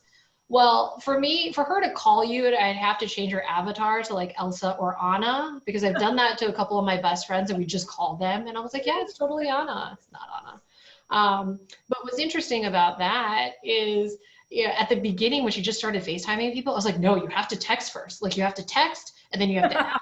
And then you have to arrange it. You can't just like call someone like a crazy person. And now, like, I think there are some behaviors like, yeah, you can just like have a face-to-face conversation with someone. So like what kind of behaviors will stick? And I think what's interesting too is to see what human truths really come out through all of this. You said you're working on 8 to 12 projects. So Yeah. what are some of the trends that you're focused on? Yeah, I'm trying to find a common thread with all of them because when it comes to innovation, for us, it's very much problem first. I think that when innovation, and especially around emerging tech, it's so easy to get into that bright and shiny syndrome. So many times, I'm sure we've all been in those conversations where someone's like, and I'll use blockchain as an example, I'll pick on Amber, but blockchain, we should do something in blockchain. I had a lot of those conversations years ago. I was like, cool. What do you want to do with it? They're like, I don't know, like it'll solve a problem. I was like, great. So for us, it's really about, what is that consumer problem? And then technology is only a part of that solution in terms of delivery or experience or whatever that is. Mm-hmm. So the different problems, I'll kind of focus on the problems we're looking at. Yeah. One of them is that we're in recession, right? A lot of people are losing their jobs or, getting hours cut back or getting furloughed, and that's a reality. So how do we create solutions, digital in my sense, that really provide them with what they're looking for, but at a better price, or not feeling like they're compromising on something? Mm-hmm. That sounds very amorphous because there's a couple of projects I can't talk about because we're not there yet. But those will probably be launching later this year. But what's interesting is that we have a very vast coffee portfolio within Nestle. Mm-hmm. So I think a lot of people don't know this, but we manufacture and distribute the Starbucks products in grocery stores. We also have Chameleon Cold Brew. We've got Coffee Mate, Natural Bliss. It kind of just runs the gamut. So I think, what we're really looking at there is that there's a piece of pretty popular financial advice where it's like, oh, if you want to save money, just stop, going to your local cafe and buying coffee. I don't think it's very good financial advice, but it is something that's commonly known that people think about. In Manhattan, they say avocado toast. Right. In San Francisco as well, because it's like $15 and you're like, maybe just buy an avocado. So yeah. I think that, looking at taking the coffee example, people will be cutting back on their out-of-home coffee consumption, right? Or they're going to try to find savings somewhere, but they're not going to want to compromise on what is essentially on the Maslow hierarchy of needs. Mm-hmm. So how do we provide a solution for them that really fills that need and not feeling like they need to compromise? So that's kind of an example of a problem where we're like, all right, what is the solution here? Because otherwise we'll just get pulled in a million different directions. Cool. In terms of Nestle's position on COVID from a messaging standpoint, a social responsibility standpoint, how have you seen your company come together to address this? Yeah. I'm honestly amazed by my colleagues every day. We are doing a master brand level communication around, really supporting our workers, supporting our communities. Corporate has announced that, we're not going to furlough, lay off anyone for 3 months, that sort of thing. So there's a lot being done at the corporate level. But actually what surprises me each and every day is that individual brand teams will actually say, how do we give back to our community? So Chameleon's a really good example where they said, hey, we really want to make sure that we deliver coffee to the first responders, right? Or to the hospitals or to healthcare workers. And so that's something where the brand team just came together and they're like, we're just going to go do this. So I think it's really nice to see that balance of of course, from a large corporate level, we are responding. But at the same time, we're giving enough room and empathy for each brand to go ahead and do what they think is right that benefits their immediate community. Got it. So Nestle, like Campbell's, big corporation, corporate culture. You know, I've been to a bunch of your offices. Yep. You guys like to use Microsoft Teams. Sure So, do. Yeah. so how has the company culture changed? What do you think is here to stay? Yeah. What do you think is going to go back to normal? Yeah. I also do use Slack though, Julie. I do love Slack. So, you know, it's really interesting because like my personal perspective was always that the future of work was going to be decentralized, remote, and asynchronous. And I think that if you're part of there were a couple of projects I was working on as I was volunteering with Tech for Campaigns where like it was very much that, right? Like you just had people who were just spread out all over the place. Sometimes you'd like answer overnight and then someone would answer the next day. But, you know, Nestle, we were on Skype for a very, very long time. And there's still, when it comes to big companies, there's still a lot of value put into those face-to-face interactions. Mm-hmm. There's a lot of projects or questions are answered by just bumping into someone in the hallway. I mean, that is just, you know, how a lot of, sometimes like you also get left out of projects because you're like, oh, I just wasn't there. So what's interesting is that now you've forced everybody to go onto Teams to really, you know, just like rely on technology to get that done. Now, that's not a perfect world. I mean, like I've got a toddler who's like upstairs with my husband, you know, it's not, I think one thing that we have to remember is that we're not working from home, we're at home working during a pandemic. So you know, the one thing that twist. Yeah, I mean, it's not, because like I worked from home a lot. I mean, you know this, I am based in San Francisco. I sit with the global innovation team, but I'm one of the only people from the US function out there. So most of my colleagues were in our East Coast headquarters. So I'm pretty used to working from home or not physically being with my team. And this is vastly different. Like you're doom scrolling at night on Twitter, like, so you go to bed at 2, I'm like taking care of my sourdough starter. I'm like, don't even know why. I mean, there's just like a lot of different things you're coping with. And then add on top of that, trying to like being a type A person who's trying to maintain that same level of performance while also trying not to be neglectful of your child. So, you know, what I worry about, to be perfectly honest, is that if working at home, if during this period, some things don't work for certain people, I don't want it to be blamed on the lack of technology or that working from home isn't a good solution, because it's really not, it's about working from home during a crisis. You know, I just don't want people to conflate the two. Well, Orchid, thank you for joining us. Yeah. Folks, you can follow her comedy on Twitter, LinkedIn. She has a podcast called Mama Juice. I know we're so behind on it, but you know, it's just me and my co-host just complaining about our children in the most loving way possible. But, yeah. Well, thank you again. And to just now round out the food supply in your pantry, I got Denise Lauer hailing from Chicago, CMO of Morton Salt. Hey, Denise. Hi. Hi, Rachel. Hi, everybody. So nice to see you. Nice to see you.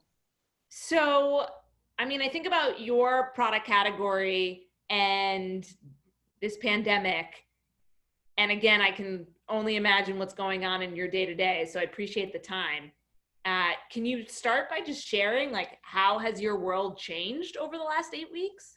Yeah, it's been quite the whirlwind. I mean, I think all of us are experiencing the same types of things. We are operating in a crisis mode to some degree. I think this is probably one of the first weeks where I was able to catch my breath and think beyond just the next day or the next week. It has been intense for all of us in so many ways, both professionally and personally. But at the same time, I sit back and I think, how grateful am I to be working for a company like Morton Salt, which is so essential to everyday life. I mean, everybody knows us for that round blue canister of table salt in their pantry, right? With the little girl with the umbrella. And our salt has been around for well over a century. But we make a lot of other products in a lot of different categories.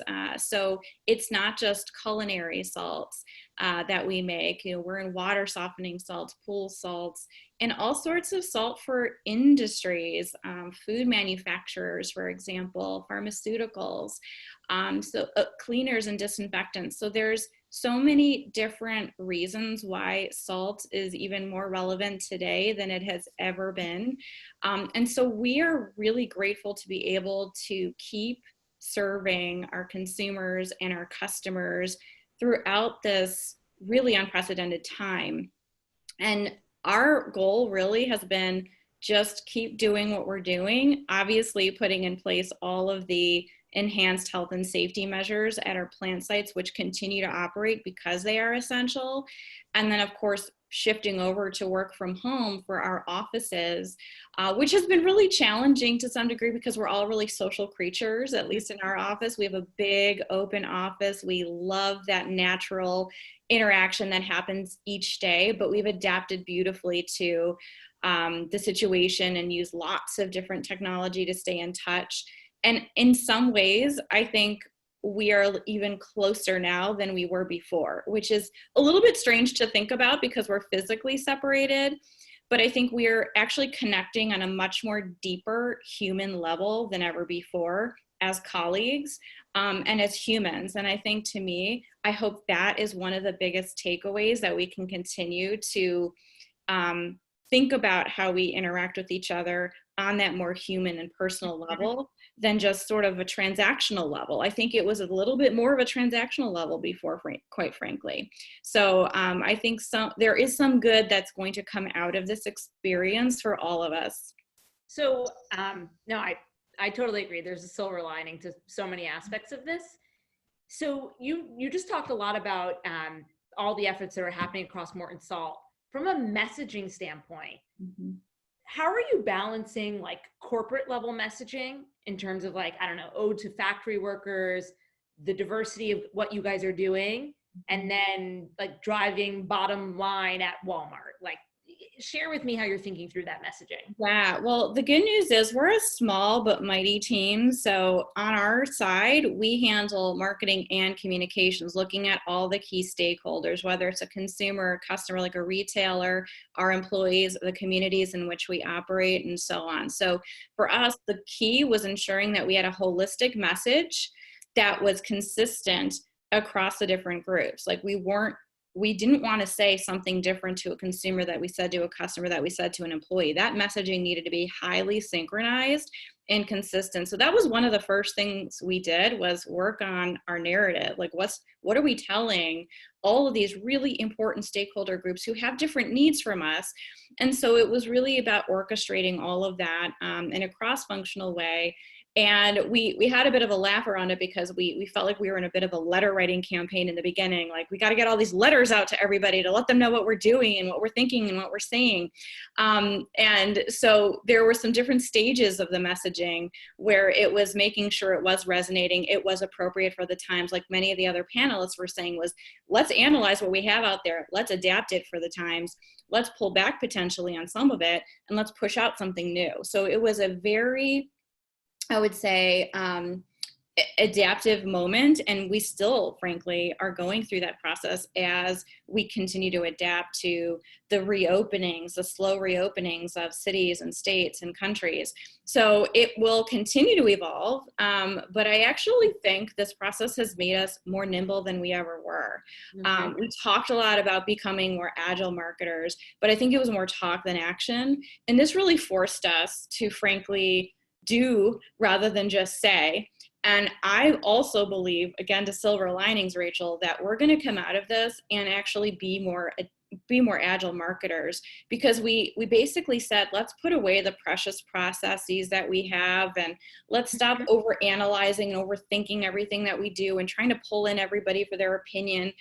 And I actually think that we will probably come out of this and apply those same principles that we experienced in the middle of this crisis and this pandemic, and put them towards our future efforts, which, like all other panelists, we were looking at our plans in smaller chunks, right? What does the next week or two look like? What does the next month look like? We're starting to look at what does the next quarter bring for us. But it's really been an interesting exercise in planning and execution, and we have definitely gotten faster than ever before. No, I agree with everything that you said. I also think that we're not all going to go back to the office at once. Right. So because of this staggered approach, like it's going to continue to eliminate sort of the BS that exists in some of the processes. Right. So from a media investment standpoint, we just talked a lot about planning. And, consumer demand has shifted in so many different ways for your category because you also were doing like food service industry, which has had a lot of disruption. How have you changed like your media investments over the last 8 weeks? Yeah, I mean, I think in the very early days of this, right, when it was early March and we were starting to see things were going to be very different out there, a lot of fellow CMOs and I were sort of texting back and forth, chatting, what are you doing? How are you handling this? And really trying to tap into the network because who has been through a global pandemic like this before? None of us. So we were really leaning on our network, trying to figure out, how is everybody else handling it? But at the same time, what's right for us? What's right for Morton Salt? The early days, we were pausing, quite frankly, the majority of our campaign efforts, with the exception of search, keeping search on. But at the same time, thinking through, look, we have a real role to play in people's lives. We make a product that is used in practically everyday life, right? You're now not only eating 3 meals a day at home, but maybe you're using our products for arts and crafts or for cleaning or for all sorts of different things. So our role was really to be a helper to our consumers and to put out content. That's for you, Anda. We're putting out content that we think is going to be useful on our digital and social channels. We're not a TV advertiser, so we continue to lean on digital and social to get the message out there and to connect with our consumers. And we had to pull back in terms of shopper marketing programs in store, point of sale. I mean, people aren't shopping the same way they used to, but then shifting it to delivery service and how do we start to connect with our shoppers and our consumers more so than ever before in the e-com space, click and collect. We really tried to accelerate those efforts. We were playing there before, but really thinking through how do we accelerate those efforts and look at how those might stick, right? You talked earlier about what's the trend going to be like when it comes to shopping behaviors. I don't think any of us really truly know, but we do know that behaviors will change and we want to be with our consumers through those shifts in their behaviors. But right now, we're just continuing to focus on providing valuable content that's helpful. We're reimagining a lot of what we have been doing to the points earlier that were made, shifting events to virtual completely, both internally and externally, taking dollars that we might have had through in real life cooking experiences and bringing those online now. A lot of brands are starting to do that, right? Investing more in recipes, especially those in the food business like us, and investing in experiences that can be potentially even more inspiring. I think that there's a lot to be gained from physical in real life experiences. Nothing can ever replace that. And I do look forward to a time when we can, go out to restaurants and go to concerts and do all those great things again. But in the meantime, we have to think about how we do those differently. And we as a brand have been really excited to sort of reimagine that. It's a new challenge. There's plenty of technology out there to make it possible. And I do think some of it will stay even after the dust settles. I think we'll probably keep some of these investments to more digital and sort of virtual experiences versus trying to go back to the way it was. You just said something that made me think of a conversation that I had yesterday, and I want your take. I know that you're not a TV advertiser, but I was talking to a TV advertiser, and the person made a comment, with sporting events not happening right now, we're shifting a ton of money into OTT, and the reality is like just the reach isn't there, the way that you could buy like Monday Night Football. Sure. So even when you think about your own events, and you think about like in-store marketing, right? I'm hearing a lot of dialogue how more of that awareness-based media is really hard to replicate right now. And it's just messing people up in terms of like their media mix model. So are you thinking through those things too in terms of scale? You know, for us, it's really about staying top of mind, right? Morton Salt is a brand that practically everybody knows. We're very fortunate to have that high level of awareness as a brand. But we need to stay relevant. We need to meet the consumers where they're at. And yes, there definitely is more TV consumption today than before. But for us, it's really about getting to a point where we're continuing to build that relationship with our consumers. So what we're trying to do is connect with them in ways that we're adding value to their lives. So it's not just about pushing out a message. It's really about interacting and engaging with them in a different way and serving up content and opportunities that maybe they never thought possible with our brand. That's what we're trying to do right now. And maybe that will change over time, but that's really where we're trying to land with the consumer, because we have a history with consumers, right? We've been around for many, many years.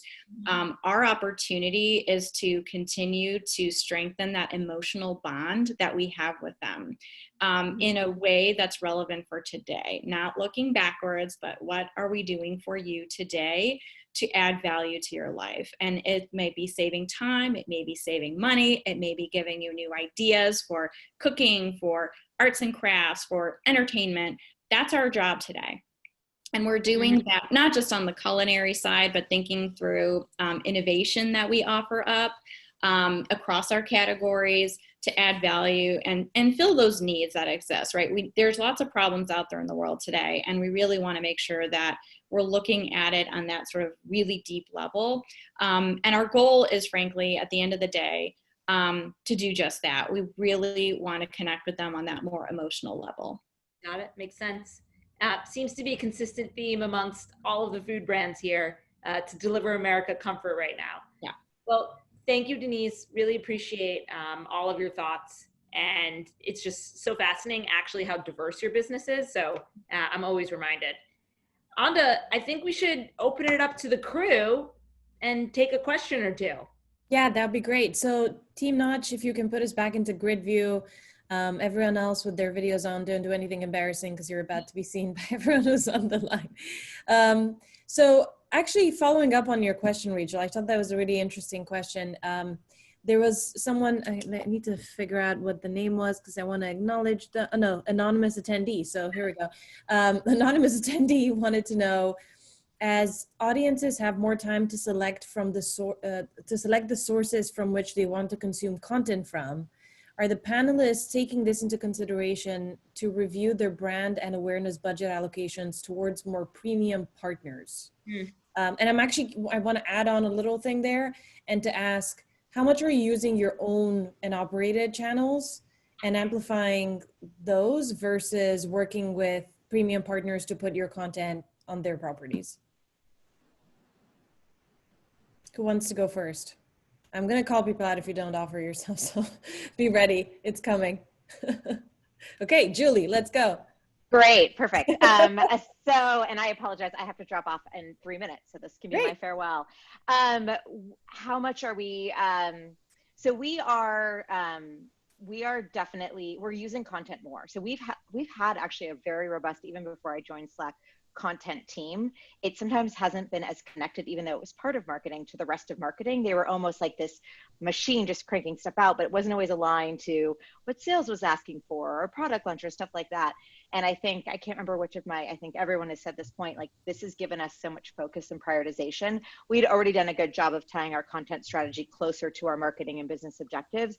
Now it's like the clearest mandate of all time. And the content team has been so heroic from day one, turning up immediately with, this is what we already have. These are some things that we think we could refresh and do. And then this is our identified list of stuff. And then here's some experts we think we should work with. So from a content strategy, we're leaning in more than ever.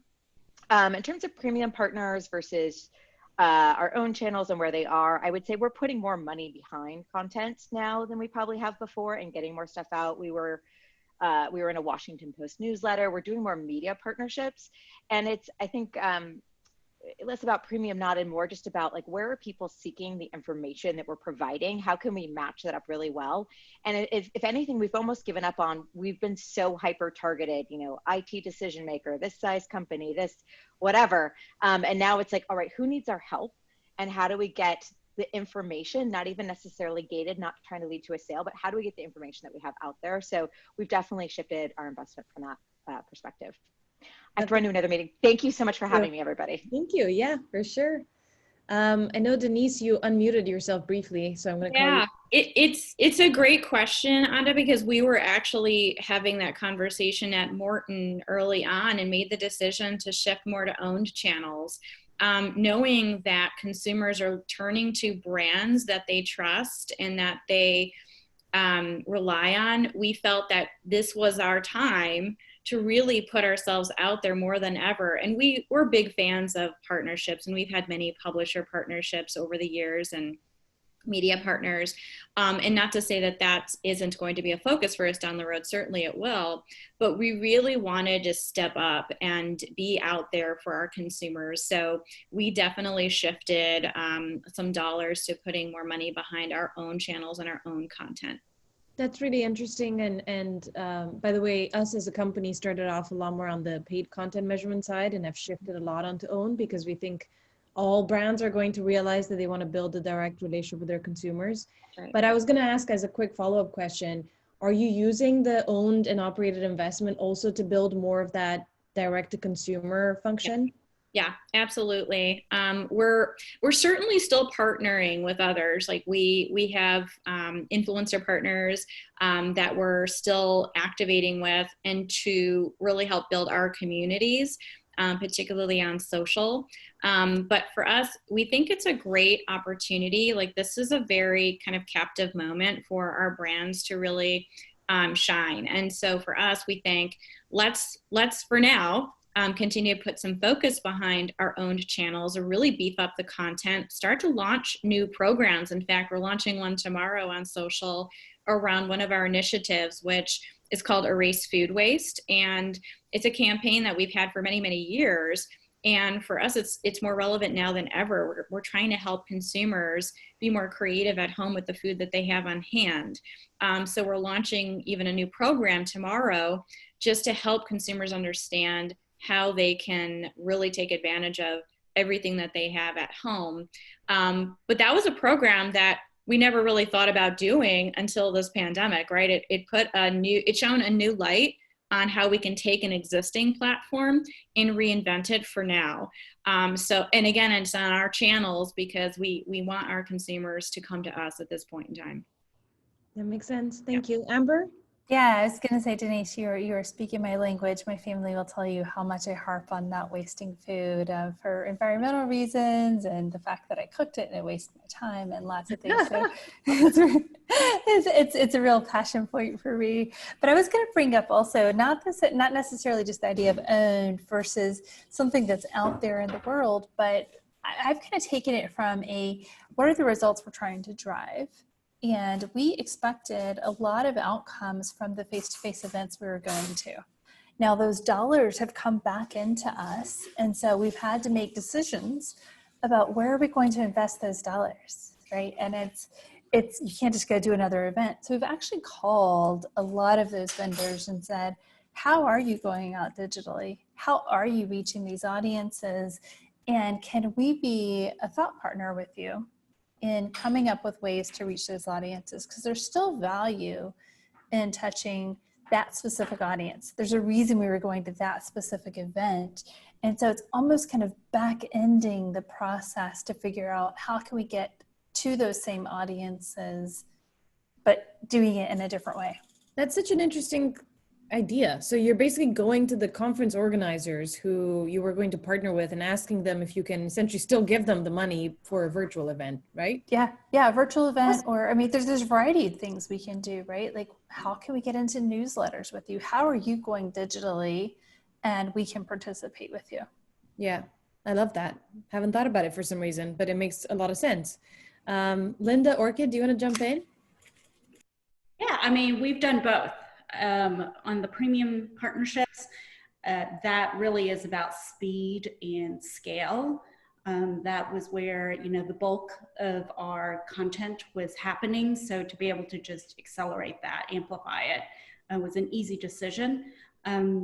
But we also took it as an opportunity. So a lot of what Denise said resonated for me, right? We see this as an opportunity to turn back on some of the owned aspects and to use it as, because of that captivated audience, to experiment and to use this as a way to test and learn around what works, just even internally capabilities, and obviously what's resonating with our consumers. So we also launched, you know, a quick program really quickly called Together We Cook. And that's something that we've launched on social to really test the waters, to say, hey, you know, offer substitution ideas, you know, give little tips and tricks, just knowing that there's a lot of people cooking out there that maybe just, you know, haven't been doing a lot of that prior to this. So. Yeah, we're doing something on Toll House that is pretty similar, and Bake It Great. You know, that's just on IGTV, and you may hear my toddler screaming in the background, so I'm gonna have to go real soon. But you know, you're seeing this trend around something called procrastinating, which is really interesting. You know, instead of just regular procrastinating and like watching a lot of Netflix, you're actually seeing a lot of people baking, because if you are producing something physical and tangible, it feels like you're not wasting time for some reason. So, you know, stress baking is on the rise as well. So we actually have on IGTV our baker, Meredith, who actually, she's a Nestle employee. She's usually in our test kitchen on like the 29th floor, and at 3 o'clock every day, she bakes cookies and sets them out. It's pretty great. And so now she's, oh, hey. Hi, Quinn, you want to say hi? I got an iPad. You got an iPad? I already got them. Okay. Yeah. Oh, best thing. Okay. Do you want to just come say hi really quick so I can prove that I have a child? Oh okay. my God. Okay. Well, anyway, so please check out Meredith on the Toll House Instagram. Quinn, can we say bye? Bye. Bye. Thanks for having us. Bye. So I actually just bought a book called Procrastinating. So this must be a thing that's happening across the board. Not that I know how to bake. I know how to bake one thing, but I plan on expanding that for the next few weeks. So I wanted to thank everyone. These ideas have been just phenomenal. I feel like I've learned so much myself. Rachel, anything you want to share? Anything kind of to summarize? I feel like there was major consistent themes in terms of, you know, starting to see leading indicators that we can begin to really reinvest in the way that we all wanted to go to market. Consumer behavior is fundamentally changed, that America wants comfort and hope, which continues to be consistent with what we hear week over week. So I echo Anda. Thank you to our panelists. Thank you to everyone who stayed with us for over 2 hours or nearly 2 hours. And we will be back here next week, same time, same place. Cool. Thank you. Yeah. Great end of the week. Bye, guys. Bye, everyone. Bye.